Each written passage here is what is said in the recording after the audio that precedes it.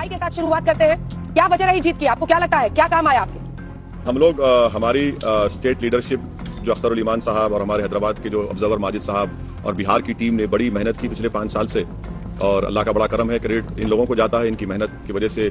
और मैं खास तौर से शुक्रिया अदा करना चाहता हूं बिहार की जनता का, सीमांचल की जनता का, कि उन्होंने हमको अपनी मोहब्बतों से, अपने आशीर्वाद से नवाजा है। तो यही वजह रही है कि हम उनके दरमियान में रहे, उनके बात उठाते रहे। हमने सीमांचल की नाइंसाफी की बात उठाई। मैंने पार्लियामेंट में सीमांचल के लिए आर्टिकल 371 के तहत एक प्राइवेट मेंबर्स बिल भी डाला था। तो हमारा वहां पर काम हो रहा था, मेहनत हो रही थी, और इसकी वजह से हमको 5 सीट पर कामयाबी मिली। महागठबंधन में ये खलबली है कि आपने जो एंटी एनडीए वोट थे उसको बांट दिया, वरना महागठबंधन की परिस्थिति शायद ऐसी भी हो सकती थी कि वो सरकार बनाने के करीब पहुंच जाते। आपने उनका खेल खराब कर दिया। वैसी जी, अब मैडम ऐसा है ना कि नाच ना जाने तो आंगन टेढ़ा। कर्नाटका के 2 सीट हार गए, मैं गया था। मध्य प्रदेश में हार गए, मेरी पार्टी लड़ी। गुजरात में हार गए, मैं गया था। क्या ये इन लोगों का एक एरोगेंस है, गुरूर है, अहंकार है कि तुम कैसे खड़े हो गए हमारे सामने। अरे भाई, यही तो जमहूरियत की खूबसूरती है कि हर कोई किसी के सामने खड़ा हो सकता है, और हम खड़े हुए। उन लोगों की आवाज हम बनने की कोशिश की जिनको ये लोग दबा रहे थे। आप 5-5, 6-6 टाइम के एमएलए हैं और आप कहते हैं कि बाढ़ आई तो नहीं, ये कटान नहीं है, दसान है।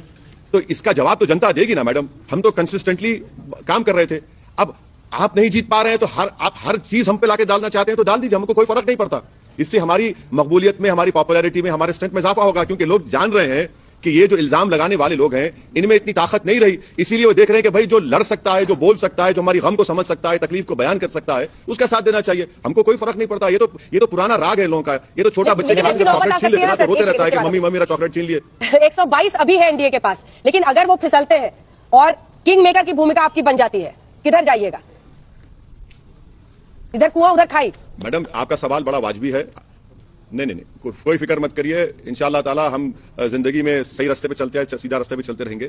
अभी पूरा रिजल्ट आ जाने दीजिए, आप फिर मुझे बुलाइए, मैं आपके सवाल का जवाब दूंगा। जब नंबर्स किसके पास आ जाएंगे तो वही डिक्टेट करेगा।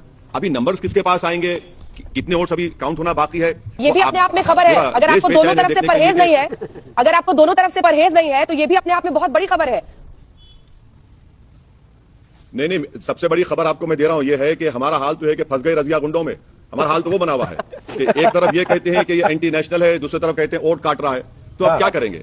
तो बोलते रहिए। जब पूरा फाइनल नतीजा आ जाएगा, जब यकीनन हम अपने स्टेट प्रेसिडेंट अख्तर उल ईमान साहब से, आफ्ताब साहब से सब बैठ के बात करेंगे, हमारे एमएलए आएंगे, बात करेंगे, बात करके फैसला लेंगे। हमारे पार्टी के स्पोक्स पर्सन मैडम ने अभी किशनगंज में एक स्टेटमेंट दिया है, ऑब्जर्वर माजिद साहब ने, कि हम सीमांचल की लड़ाई लड़ रहे हैं, लड़ते रहेंगे जब तक इंसाफ नहीं होगा, और हम कभी भी सही मानों में जो सेकुलरिज्म है उस पर कभी कॉम्प्रोमाइज नहीं किया। ये हमने स्टेटमेंट दिया हमारे पार्टी के ऑब्जर्वर माजिद हुसैन ने भी।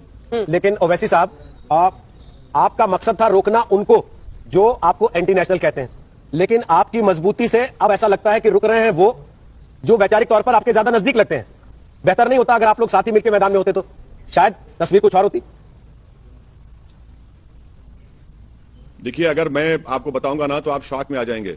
हमारे पार्टी के स्टेट प्रेसिडेंट अख्तर उल ईमान ने तमाम पॉलिटिकल पार्टी से जाकर मुलाकात की, उन सबसे कहा, सबसे रिक्वेस्ट किया, जो एक पॉलिटिकल पार्टी रिक्वेस्ट नहीं करना चाहिए, तब भी ये लोग तैयार नहीं थे।